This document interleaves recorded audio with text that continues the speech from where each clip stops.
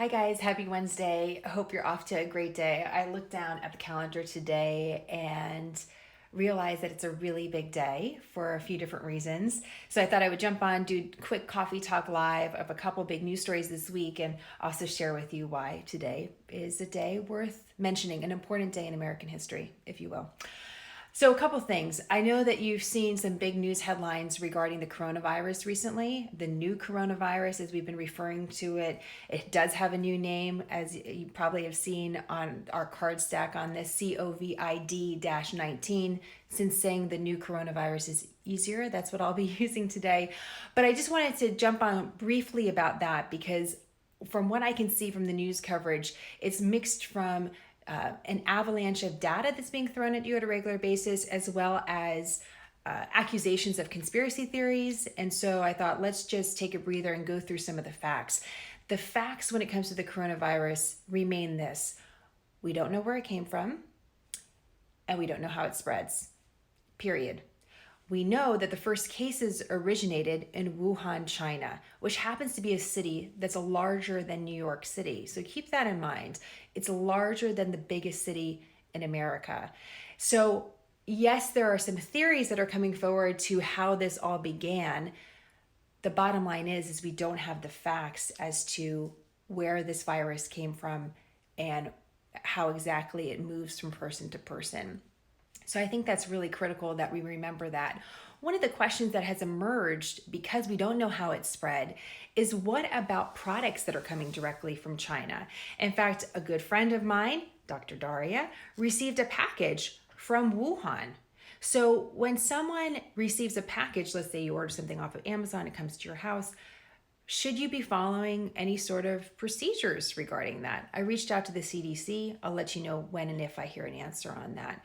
The initial assessment is to compare this particular virus to SARS. SARS in previous research could spread on items, but it was very drastically different how long the droplet that could spread the virus could stay on an item. It could be anywhere from 5 minutes to a couple days. So again, there's just a lot of unknown. I think it's critical that we underscore that. The World Health Organization over the last 24 hours said that no new countries have reported new cases of the coronavirus. There remains 25 countries that have cases and 10 new cases outside of China. So that's something I think you should know. Second thing I think you should know is there's been a lot of headlines regarding the president's actions granting clemency or pardons / commutations to different convicted criminals. So what is that all about? Something important to know about presidential pardons is that this is a power exclusively given to the president when it comes to federal crimes. So if the president, whoever he or she is, someday wakes up and decides that they want to pardon or commute somebody's sentence, they can do that with very little restriction. So the president yesterday executed 11 different clemency decisions. A commutation is when a sentence is shortened. So in one case, it was the former governor of Illinois. He was serving 14 years. His sentence was shortened, commuted to 8 years.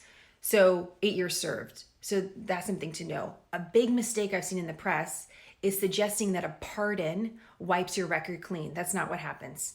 A pardon does not do that. What it does is the president forgiving you for your crime, but it doesn't sprinkle fairy dust and say that you're suddenly innocent. So that's a big error that's being made in the press. We have some information for you on our website. You can see the Department of Justice's official definition on that. So you should know that what it does, a presidential pardon, let's say I was guilty of a crime, I served my time, and the president decided to pardon me. What that does is allows me to essentially become an American full citizen again. I can likely vote, get a driver's license, do some things that some convicted criminals cannot do. So that's something you should know about that. An interesting thing, there's been some theories about why President Trump chose yesterday to do this. Something you should know is that a bunch of former football players met with the president regarding a former owner of the San Francisco 49ers, asking that he be pardoned.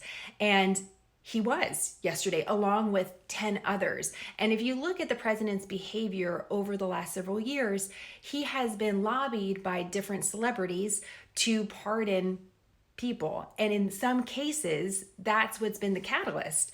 So there's been some that have theorized that perhaps the president is doing this to prepare for helping some of his former colleagues or associates. We don't know if that's the case. We'll have to wait and see. But a pattern that has emerged is that he does listen to the recommendations of those that get to meet with him. In this case, it was former athletes. In a previous case, it was Kim Kardashian. So we have seen that there's a precedent for that. One of the other things I looked at is to see how does the president compare to previous presidents. And up until this point, he was more or less on par with previous presidents at this point in his term for commutations or pardons. So this puts him over that, but it's not unheard of that presidents have used this power at this point in their presidency. So check out our card on that today when you get a chance. A couple of the stories I'm looking at, just so you know, you're going to see, immigration is going to be a big issue. It's a big issue in any election. We're going to have a Democrat debate tonight in Las Vegas. I was looking at what's going on at the U.S. southern border as far as border apprehensions. We haven't heard a lot about that. So we have some new numbers on that to share with you.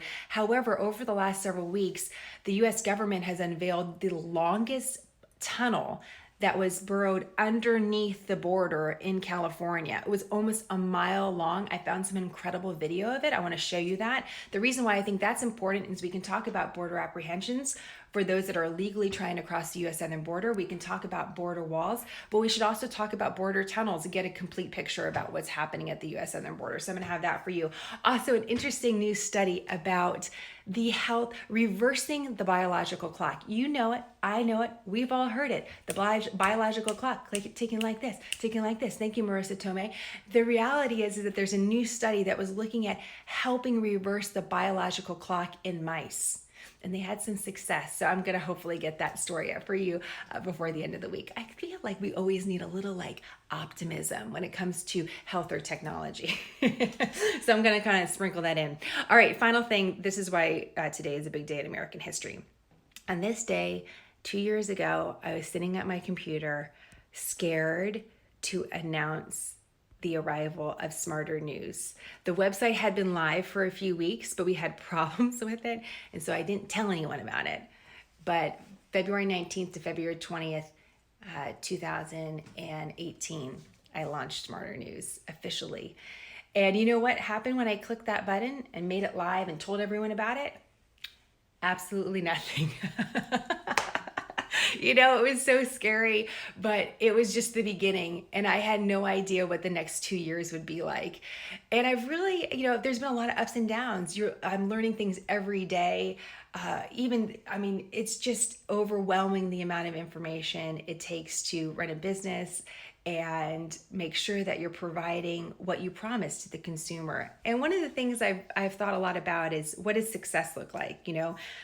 What is success? Is it making $1 million?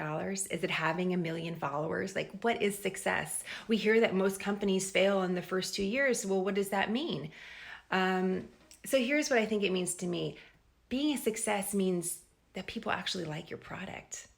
And here over the last 2 years, we've amassed an audience of nearly 20,000 on Instagram. And what's important to me is that you like it and you continue to like it, and we continue to provide a service.